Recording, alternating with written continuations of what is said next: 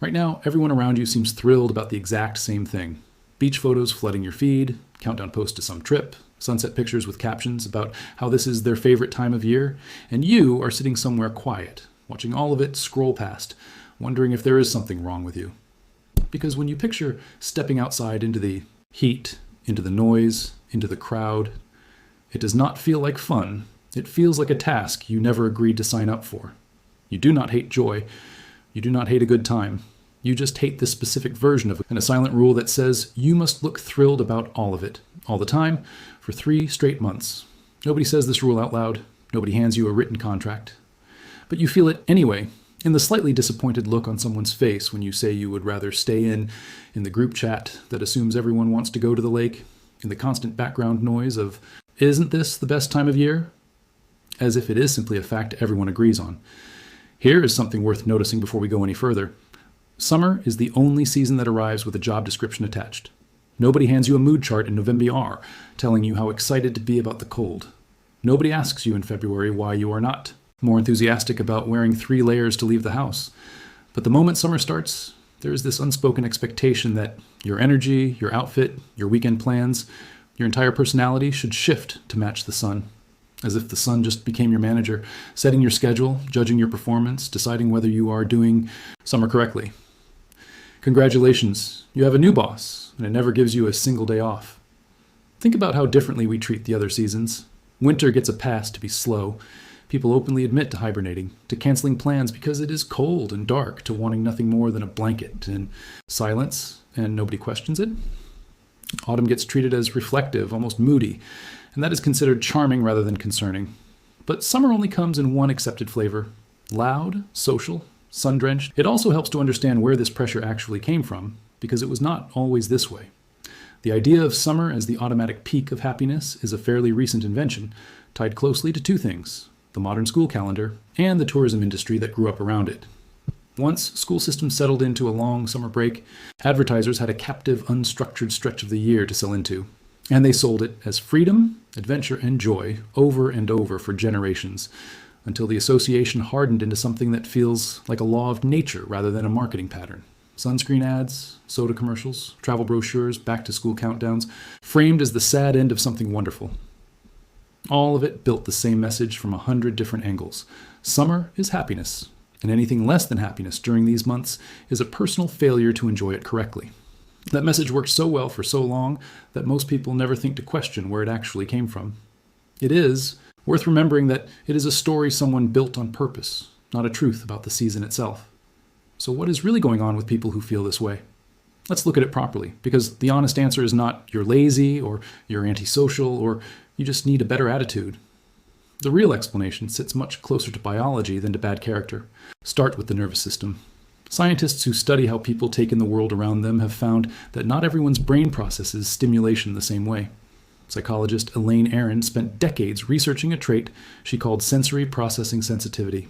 Her work, along with research that has built on it since, suggests that somewhere between 15 and 20% of people are wired to absorb more from their surroundings. More light, more sound, more texture, more emotional information passing between people in a room, and to process all of it more thoroughly than the average person does.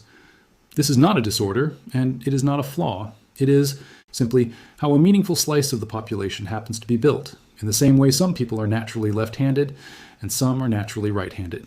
Now take that kind of nervous system and place it inside a heat wave. Summer is not just warm weather. It is a non-stop stream of sensory input from the moment you wake up until long after the sun goes down. Bright light pouring through windows before you are ready for it. Heat that never really leaves the air, even at midnight, sitting on your skin like a weight. Crowded pools, packed sidewalks, restaurants with lines out the door, gatherings stacked on top of gatherings, every single weekend booked with something. For someone whose nervous system is already tuned to notice more than most, this is not mild discomfort. It can build into something, closer to constant unease, a low background hum of dread that never fully switches off, even on a day when nothing bad is technically happening. That feeling is not you being dramatic or ungrateful. That is a sensitive nervous system doing exactly what it was built to do, just in an environment that refuses to let it rest. And it is not only about physical sensitivity, it is also about the sheer volume of decisions summer demands. What to wear when every outfit choice comes with a temperature calculation. Whether today is a sunscreen day or a stay inside day, whether that invitation means an hour outdoors or 4, winter simplifies decisions. You wear the coat, you stay in, done. Summer multiplies them, and for a nervous system already working overtime just to process a normal room, that extra layer of constant micro-decisions adds up fast. There is a piece of this that rarely gets said out loud, and it has to do with clothing. Winter lets you disappear into layers. Not because anything is factually wrong with how they look, but because visibility itself at that volume for that many months is simply a lot to carry. That is worth naming plainly without turning it into a bigger diagnosis than it is. It is one more small tax that summer quietly charges some people and not others. Then there's the social side of it, and honestly, this part deserves its own conversation entirely. Summer clears everybody's schedule at once. School lets out, vacation days pile up, offices quiet down. On Fridays. And suddenly there is this shared, unspoken agreement that free time must be filled immediately and enthusiastically. Group chats that had gone quiet for months suddenly light up with plans. We should all get together. Let's do something this weekend. It's finally nice out. If you are someone who finds that kind of open-ended social pressure draining instead of exciting, you already know exactly how hard it is to explain that out loud without sounding ungrateful, as if you are complaining about the inconvenience of having people who want to spend time with you. But the exhaustion is real even when it sounds small or even a little ridiculous when you say it out loud to someone else. There's also a strange kind of pressure that comes from comparison. Everyone else's summer looks effortless from the outside. The photos are curated, the captions are upbeat, the highlight reels never show the exhaustion, the sunburn, the argument in the car on the way home, the money stress from 3, weddings and 2 trips in the same 2 months. You end up comparing your actual, complicated, tired experience of summer to everyone else's edited version of theirs, and naturally, you come up short every time. That comparison is not fair, but it happens anyway, quietly, every time you open your phone. And right behind all of that comes something heavier, guilt, because apparently you are not even allowed to just be tired. You also have to feel bad about being tired. You catch yourself thinking, I should be excited about this, everyone else is. And when you are not, that thought does not just pass through and disappear. It turns into something quieter and darker, a kind of low-level self-doubt that follows you through July and into August like a shadow you cannot quite shake off, whispering that maybe you are the problem, maybe you are the one who is broken, maybe everyone else got a manual you never received. Now let's talk about sleep, because this part tends to genuinely catch people off guard when they hear it. The extra daylight of summer does more than just change how your day feels emotionally. It changes your biology in a very direct, measurable way. Light is one of the main signals your body uses to control melatonin, the hormone your brain releases to help you fall asleep. More hours of daylight in the evening means melatonin production gets pushed later into the night, which pushes our natural sleep timing later as well, whether you consciously decide to stay up or not. Circadian rhythm researchers have found that during summer, both the release of melatonin and the overall timing of sleep tend to shift later compared to winter, driven largely by how much light your body is exposed to in the evening hours. One large study that tracked sleep across an entire year using wearable devices found that people slept meaningfully less in summer than in winter, around 16.5 minutes less per night on average, with the difference driven mostly by people waking up earlier rather than falling asleep later. That number might sound small sitting on its own, but stretch it across 3 full months, night after night after night, and it adds up to a real cumulative sleep debt that most people never trace back to its actual cause. That number might sound small sitting on its own, but stretch it across 3 full months, night after night after night, and it adds up to a real cumulative sleep debt that most people never trace back to its actual cause.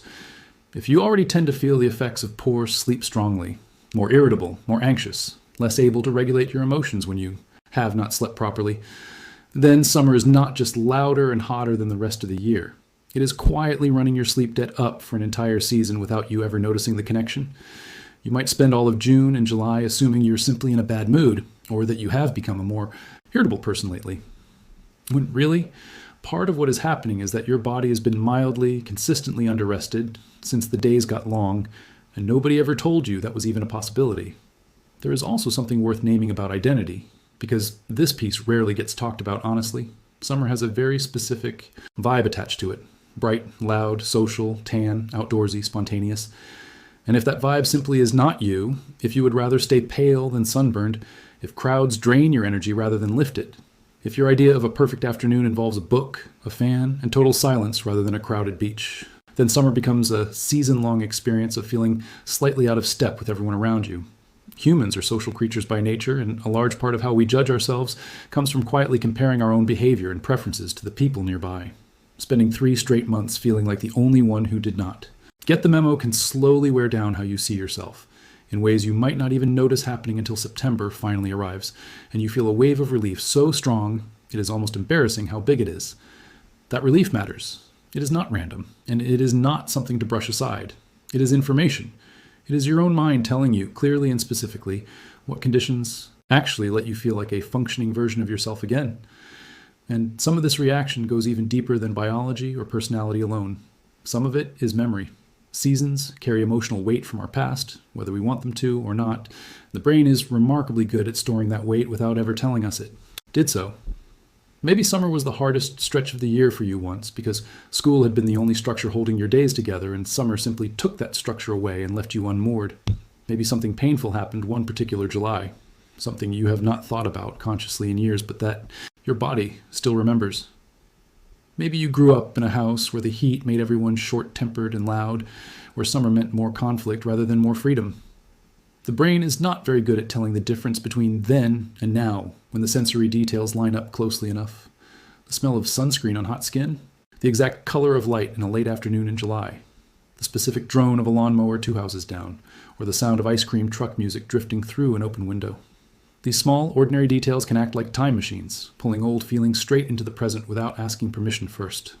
So when summer rolls around and you feel a vague resistance before anything has even happened yet, before a single bad thing has occurred this year, it is entirely possible your nervous system is reacting to a summer you lived through years ago, one you genuinely thought you were done carrying. It is worth being specific about how this actually plays out, because in the abstract it can sound like a stretch. Picture someone who spent a childhood summer largely alone, parents working long hours, days stretching out empty and unstructured in a way that felt more like abandonment than freedom. Decades later, that same person, now with a full life and a full calendar, still feels a small drop in their stomach every year in early June, right as the light starts staying out later. They could not tell you why if you asked them directly. It would just feel like a fact about themselves, an inconvenient personality trait, rather than the echo of something specific that happened once and left a mark. That is how most of this works. It rarely announces itself as memory. It shows up disguised as mood, as preference, as "I've just never liked summer," when underneath it, there is often a very specific reason that the calendar itself keeps quietly bringing back around. None of this means something is broken in you. In fact, research points fairly clearly in the opposite direction. Studies on introversion, specifically the part of introversion built around a rich inner world, deep private thinking, and a strong internal focus, consistently link this trait to a level of self-awareness that a lot of people spend years in therapy trying to build from scratch. People who are genuinely comfortable being alone with their own thoughts are often people who have quietly done real, sustained work in that internal space, whether they set out to do it on purpose or not. That is not a booby prize handed out to people who miss out on summer fun. That is a real, usable strength. And part of how it got built is by refusing to force yourself to love something, the heat, the noise, the packed social calendar, simply because you were told over and over that you were supposed to.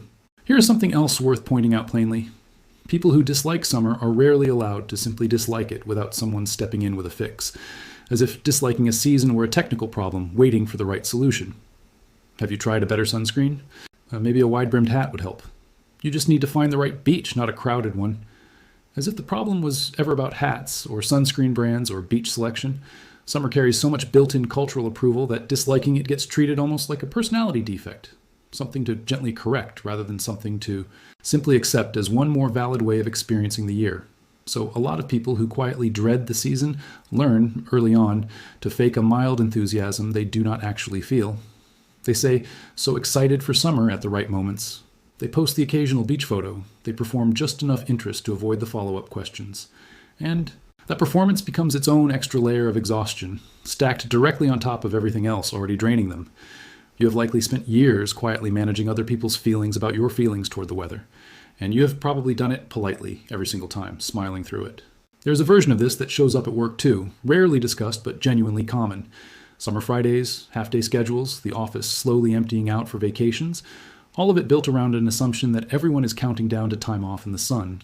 If your actual's preference is a quiet, structured routine, the loosening of that structure in summer can feel less like a gift and more like solid ground disappearing under your feet. Nobody frames it that way because, on paper, less structure sounds like a universal good.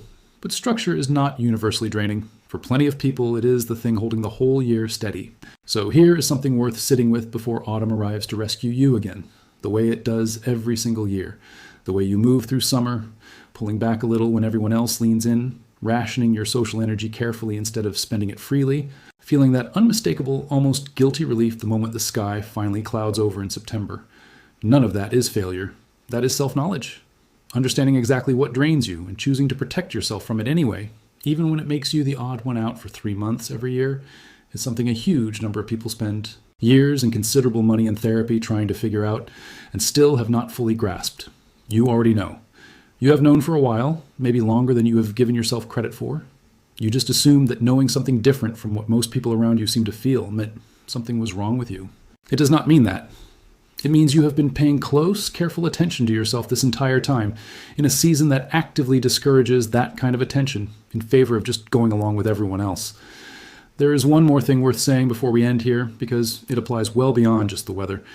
The skill you have built by surviving summer on your own terms, noticing what drains you, naming it honestly even when nobody around you validates it, and protecting your energy anyway despite the social cost of doing so, is a skill that transfers into nearly every other part of life. Relationships where you know when to step back. Work situations where you recognize burnout before it flattens you.